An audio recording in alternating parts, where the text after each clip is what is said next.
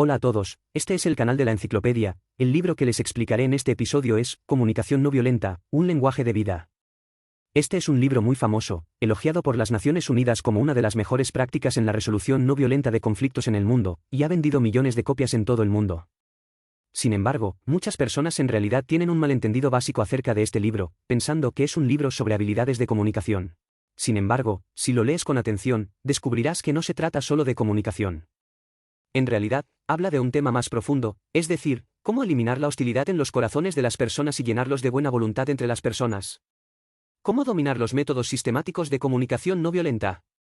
Después de escuchar este programa, creo que todos lo entenderán. Para comprender el tema de este libro, primero debemos hablar sobre el origen de este libro. En 1943, había un niño judío cuya familia se mudó a Detroit, Michigan, EU. Pensé que una nueva vida estaba a punto de comenzar, pero desafortunadamente, apenas 2 semanas antes de mudarme aquí, ocurrió un incidente violento causado por conflictos raciales en un parque local. En los días siguientes, más de 40 personas fueron asesinadas una tras otra. Lo que es aún más desafortunado es que el lugar donde vive este pequeño niño judío resulta ser el centro del conflicto. Durante 3 días enteros mantuvieron las puertas cerradas y no se atrevieron a salir. Más tarde, cuando los disturbios finalmente terminaron y las escuelas reanudaron las clases, los problemas comenzaron de nuevo. El primer día de clases, algunos compañeros de clase lo discriminaron. Cuando la maestra pronunció el nombre del niño, 2 compañeros lo miraron fijamente y lo llamaron «diablo judío». Sin embargo, no tenía idea de lo que significaban las palabras «diablo judío». Y eso aún no había terminado. Después de la escuela, 2 compañeros lo detuvieron nuevamente, lo empujaron al suelo, lo golpearon y lo patearon. Si una persona común y corriente se encuentra con este tipo de cosas, definitivamente se enojará y es posible que tenga que encontrar una oportunidad para vengarse. Sin embargo, este pequeño es diferente. Aunque también estaba enojado, también comenzó a pensar en muchos temas debido a este incidente. Por ejemplo, ¿por qué las personas reaccionan de manera tan diferente cuando experimentan violencia? Algunas personas están llenas de ira y solo piensan en cómo vengarse, pero otras también piensan en el lado bueno mientras tienen algunas emociones. Otro ejemplo es porque algunas personas en la vida son propensas a tener conflictos solo porque no están de acuerdo, mientras que otras no solo son capaces de mantener la buena voluntad, sino que también encuentran activamente maneras de hacer que las personas se lleven más armoniosamente. Este niño piensa que al enfrentar conflictos puede eliminar la hostilidad en su corazón y mantener siempre la buena voluntad entre las personas. Entonces comenzó a estudiar, primero por su cuenta, y luego realizó un doctorado con Carl Rogers, un maestro en psicología. Finalmente, después de décadas de ardua investigación, finalmente desarrolló este método. A estas alturas de la historia, habrás adivinado que este pequeño es el autor de este libro, Marshall Luxemburg. Y este método es el libro que este programa explicará. En 1984, la autora Luxemburgo creó especialmente el Centro para la Comunicación No Violenta. En 2006, recibió el Premio Puente de Paz de la Fundación Global Village en reconocimiento a sus destacados logros en la promoción de la armonía humana. En 2015, falleció la doctora Luxemburgo. Pero este método de comunicación no violenta se ha extendido por todo el mundo. Hablando de esto, todos deben tener curiosidad, ¿qué tipo de método es este? En pocas palabras, al cambiar el idioma, podemos dar forma inversa a nuestros pensamientos. En otras palabras, en el pasado todos pensábamos que la gente debía pensar primero y luego hablar. Tus palabras representan tus pensamientos. Pero, según el argumento presentado en este libro, la verdad es todo lo contrario. Muchas veces, primero decimos algo sin darnos cuenta y estas palabras, a su vez, moldean nuestros pensamientos. Por ejemplo, hay una historia particularmente famosa sobre un ejército liderado por un hombre que siempre pierde todas las batallas. ¿Cómo informar? Si decimos que hemos sido derrotados repetidamente, se acabó y básicamente no hay esperanza.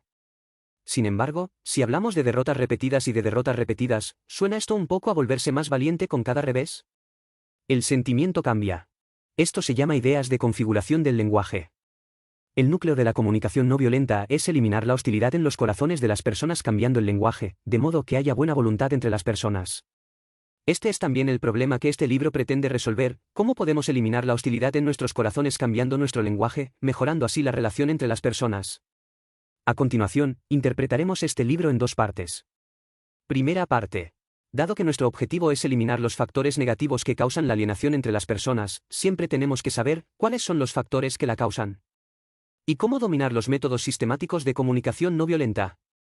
El autor cree que el factor más importante que causa la alienación en las relaciones es el juicio moral. ¿Qué significa? Es decir, cuando vemos a menudo a otros hacer algo, siempre nos gusta encontrar una razón moral para ese comportamiento.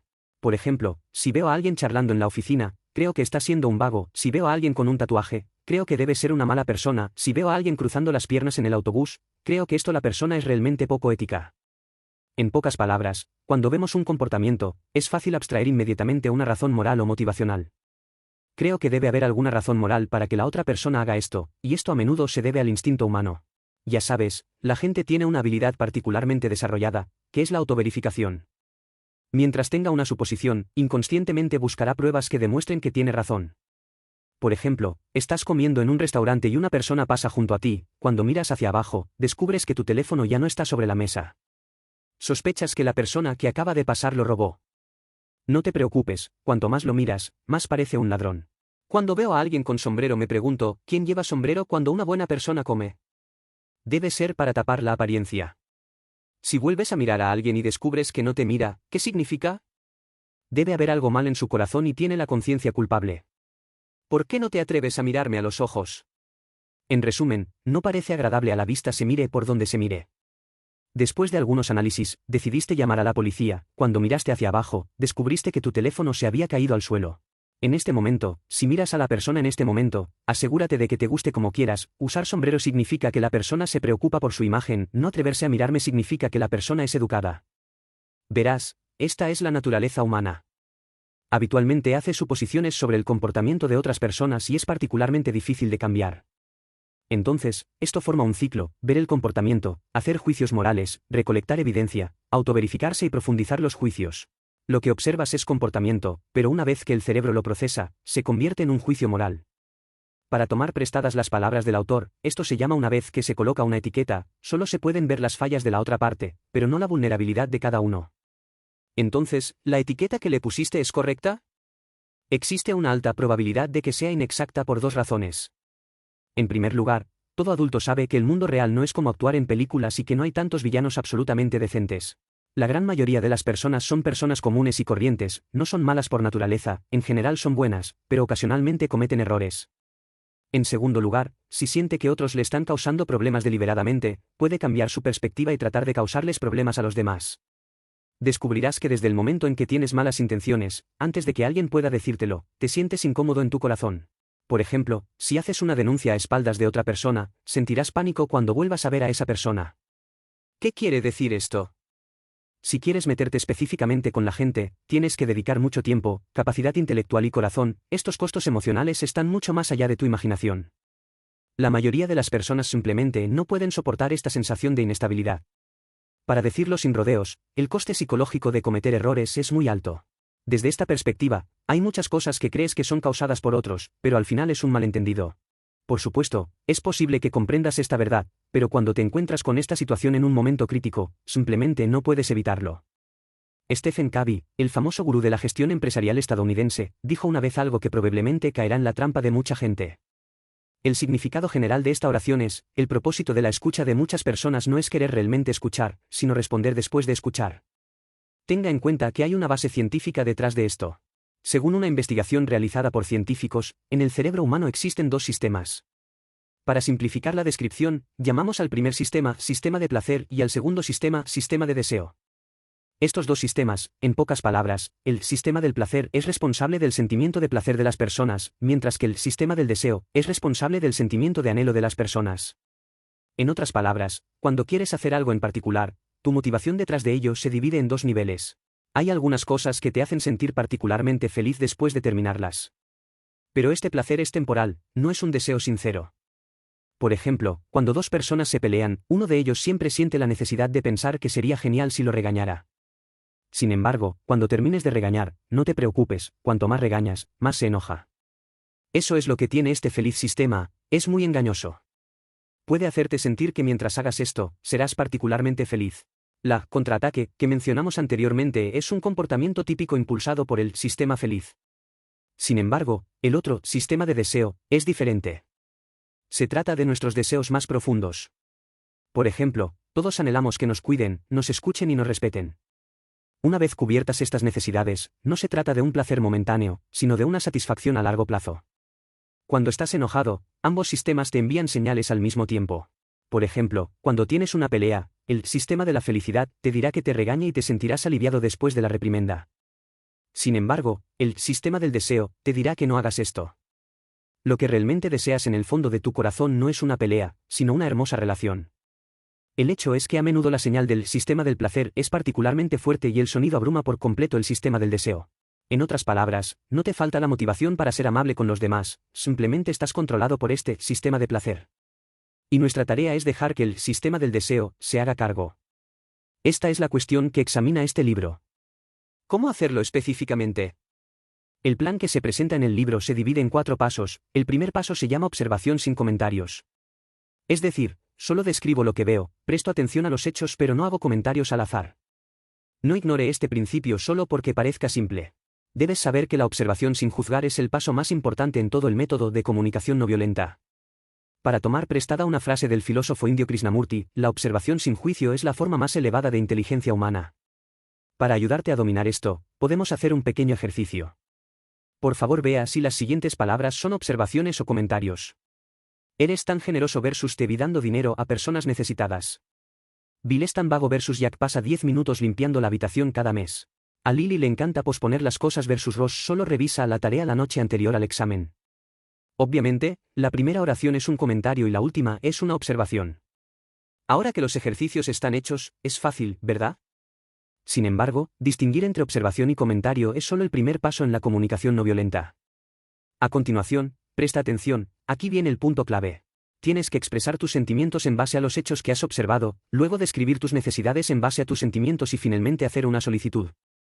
En pocas palabras, todo el proceso de comunicación no violenta consta de 4 pasos: observación, sentimiento, necesidad y petición. Esto puede resultar un poco abstracto, veamos una situación más específica. Cuando te sientas enojado y quieras comenzar una pelea, puedes usar este patrón de oraciones para responder. Por ejemplo, un colega de trabajo se enojó contigo hoy y te dijo que tu trabajo era un desastre. No puedes esperar para contraatacar de inmediato, no te preocupes, piensa de acuerdo con estos 4 pasos y luego responde. Puedes decir esto: he escuchado todos tus comentarios y siento que mi trabajo no es reconocido por ti, creo que necesito hacer mejoras para obtener tu reconocimiento. ¿Podrías darme algunas sugerencias más específicas basadas en lo que acabas de decir? ¿Qué tal? Si fuera usted, ¿sería difícil volver a enfadarse después de escuchar semejante respuesta? Al mismo tiempo, cuando dices estas palabras, ¿sientes que tu relación con la otra persona ha sufrido un ligero cambio de bondad? De hecho, los 4 elementos de observación, sentimiento, necesidad y solicitud no necesariamente aparecen en grupos, también pueden separarse y usarse de manera flexible. La clave para utilizar estos 4 elementos es tener estas 4 cosas en mente. Siempre que se distingan claramente estos 4 elementos, la comunicación se puede mejorar en gran medida. El núcleo de la comunicación no violenta no es apresurarse a emitir juicios, sino comenzar con la observación. Y organizar el lenguaje y comunicarse con los demás según los 4 pasos de observación, sentimiento, necesidad y petición. De hecho, la lógica subyacente de este método no es más que 2 frases. Significa deshacerse de la teoría de la motivación y creer que la naturaleza humana es buena. Es decir, no importa lo que otros hagan para hacerte infeliz, en primer lugar, no especules sobre los motivos. No creas que alguien definitivamente te está apuntando y viene por ti. En segundo lugar, hay que creer que la naturaleza humana es buena. Ten en cuenta que lo que digo aquí no es para decirte que todavía hay mucha gente buena en el mundo, sino que creas en ti mismo, crea que eres amable en el fondo de tu corazón y crea que no eres una persona que especula maliciosamente en otros. Una vez que cambia esta perspectiva, le resultará más fácil despertar los 4 elementos de la comunicación no violenta, que son observación, sentimiento, necesidad y petición. La segunda parte. Llegados a este punto, eso es todo en cuanto a la metodología de todo el sistema de comunicación no violenta. Por supuesto, además de los métodos sistemáticos mencionados anteriormente, el autor también tiene algunas instrucciones especiales. Estos consejos pueden mejorar hasta cierto punto la relación entre las personas. Hablemos de ello uno por uno. El primer consejo es intentar compararse lo menos posible con los demás. Comparación, esto no es difícil de entender, es una costumbre de comparar todo. Eso sí, al hacer comparaciones, esto no es necesariamente algo malo. Ves que los demás son mejores que tú y entonces tienes la motivación para trabajar duro para superarlos. Sin embargo, no es bueno desarrollar el hábito de comparar. Por ejemplo, 2 personas que crecieron juntas y fueron juntas a la universidad desde el jardín de infantes son tan buenas como 2 hermanos. Sin embargo, una vez que uno ingresa a la sociedad, se convierte en científico en 2 años. ¿Qué hay del otro? Sin encontrar trabajo, si los 2 se reencuentran, esta persona que no está teniendo una vida satisfactoria definitivamente se sentirá incómoda. para tomar prestadas las palabras originales del autor, se llama La comparación cortará la bondad de nuestros corazones hacia los demás sin que te des cuenta. Como otro ejemplo, el autor también mencionó un libro con un título extraño llamado Cómo hacerse miserable. El autor es Dan Greenberg. Entonces, ¿cómo puedes hacer que tu vida sea particularmente miserable? El método es muy sencillo, basta con hacer una comparación. Por ejemplo, hay un ejercicio en la primera página de este libro. Les muestro dos fotos, una masculina y otra femenina, ambas con muy buenas figuras. Cuando vi esto, todos eran hombres guapos y mujeres hermosas, y yo estaba de buen humor. Sin embargo, no estarás contento con el siguiente paso, la altura, el peso y las medidas del modelo están escritos al lado de la foto. Luego, toma una regla y mídete. Luego completa tus propios datos y haz una comparación. Después de la comparación, el buen humor desapareció. Este es el primer consejo del autor, no te compares fácilmente con los demás. El segundo consejo es no eludir la responsabilidad bajo el pretexto de tener que hacerlo. ¿Qué significa eso? En pocas palabras, muchas personas siempre encontrarán una razón de último recurso una vez que hacen algo que sienten que está mal. Por ejemplo, este libro menciona un incidente real, que trata sobre una escuela en el extranjero que pidió a los profesores que calificaran a los estudiantes. Tenga en cuenta que no solo se deben calificar los exámenes, sino también el desempeño diario de los estudiantes. Un maestro estaba particularmente irritable. Odio calificar, dijo. No creo que sea bueno para los estudiantes. Simplemente los pone ansiosos. Pero ahora, debido a los requisitos anteriores, tengo que volver a dar puntos. A primera vista, este profesor parece estar del lado de los alumnos. Sin embargo, si lo piensas detenidamente, en realidad está evitando la responsabilidad. Verá, dado que la calificación es obligatoria, debe pensar en cómo convertir la calificación en una herramienta útil para los estudiantes. Por ejemplo, para obtener una mejor puntuación, ¿es necesario mejorar la comunicación con los estudiantes? ¿Necesitamos ser diligentes en observar las necesidades de los estudiantes? Una vez que descubre que un estudiante tiene un problema de puntuación, ¿quiere pensar en cómo ayudarlo a mejorar? Verás, esta no es una simple frase que el superior me pidió que hiciera esto, así que tengo que hacer esto. Y una vez que piensas de esta manera, equivale a decirte a ti mismo que cualquier consecuencia que te dé casualmente no tiene nada que ver conmigo y no es mi responsabilidad. Tuve que hacer esto porque mis superiores me lo pidieron. Por lo tanto, el autor de este libro, el Dr. Laxenberg, sugiere que no deberíamos utilizar este patrón de oración de tengo que desde el principio. Cambia tengo que por yo elijo. Por ejemplo, solía decir, tengo que dar calificaciones porque mis superiores me lo piden. Ahora puede decir, elijo dar calificaciones porque quiero usar la herramienta de puntuación para mejorar a los estudiantes. Verá, una vez que cambie, tengo que por yo elijo. Sin saberlo, tomas la iniciativa de mostrar bondad a los demás. Así que tenga cuidado con la palabra tengo que. Te hace renunciar a la responsabilidad. Una vez que haya desaparecido su sentido de responsabilidad, su relación con los demás se volverá cada vez más alienada. El tercer consejo del autor es que debes aprender a identificar las emociones. En otras palabras, debes comprender correctamente tus emociones. A menudo preguntamos, ¿cómo podemos comunicarnos eficazmente? La respuesta es, definitivamente, que todo el mundo debería ser sensato. El subtexto es que las emociones no son algo bueno y afectarán nuestras relaciones. Sin embargo, si realmente lo crees, estás equivocado. El autor cree que no existen emociones irracionales, detrás de las emociones debe esconderse algún tipo de necesidad racional. Por ejemplo, el deseo de ser escuchado, amado, popular, etc. Como decía un psicólogo, la emoción es en realidad una especie de racionalidad, pero es una racionalidad oscura. Es decir, funciona en la oscuridad para ayudarnos a tomar decisiones razonables, pero tú no eres consciente de ello. Por ejemplo, después de haber tenido una discusión con alguien, te sientes culpable, impulsado por esa culpa, te planteas la posibilidad de tener una buena charla y reconciliarte con la otra persona. Verá, la fuerza impulsora detrás de este comportamiento racional es en realidad la emoción. Verás, no hay nada malo con las emociones en sí mismas. La clave está en si puedes identificar las necesidades subyacentes detrás de las emociones. Para ayudarle a comprender esto mejor, me gustaría citar un punto. Esto se menciona en el libro, La alta inteligencia emocional se aprende. Dice que las emociones humanas en realidad se dividen en dos tipos, una se llama emoción primaria y la otra se llama emoción derivada. Por ejemplo, estás conduciendo y de repente un coche se incorpora delante de ti y casi lo atropellas. ¿Cuál fue tu primera reacción? Debe ser miedo. La primera emoción de miedo que se despierta es la emoción primaria. Sin embargo, después de asustarte, inmediatamente pensarás, ¿esto no va a matar a alguien? Tentativa de asesinato. Muy irritante. El miedo pronto se convirtió en ira. Esta ira se deriva del miedo, se llama emoción derivada. Verás, las emociones crudas suelen ser reacciones fisiológicas muy normales y no puedes controlarlas. La clave es que tienes la opción de elegir la emoción derivada. Por ejemplo, cuando estés enojado, primero piensa si esta es mi emoción original o una emoción derivada. Por ejemplo, alguien adelanta a alguien ilegalmente en la carretera y te enfadas. Puedes pensar un paso más: ¿por qué estoy enojado? ¿Cómo eran mis emociones antes de enojarme? Después de pensarlo detenidamente, originalmente no estaba enojado, sino asustado. ¿Por qué tener miedo? Porque es peligroso. Entonces, ¿lo que hay que hacer? Tienes que tener más cuidado para evitar el peligro y nunca vengarte enojado. Por poner otro ejemplo, hoy cuando llegué a casa después del trabajo, encontré a mi amante sentado en el sofá jugando con su teléfono móvil sin siquiera levantar la cabeza. ¿Te sientes enojado? He trabajado muy duro y todavía estás jugando con tu teléfono. No puedo esperar para comenzar una pelea de inmediato. Pero piénsalo detenidamente: ¿estás realmente enojado en primer lugar? Probablemente estés cansado, ¿verdad? Siento que he estado cansado del trabajo todo el día, y cuando llego a casa, mi ser querido al menos debería pedir ayuda y mostrar algo de preocupación. Por lo tanto, tu emoción original es en realidad una pérdida y un deseo de ser cuidado. Si ese es el caso, entonces, ¿por qué no dices simplemente que hoy estoy un poco cansado y que te corresponde a ti hacer las tareas del hogar?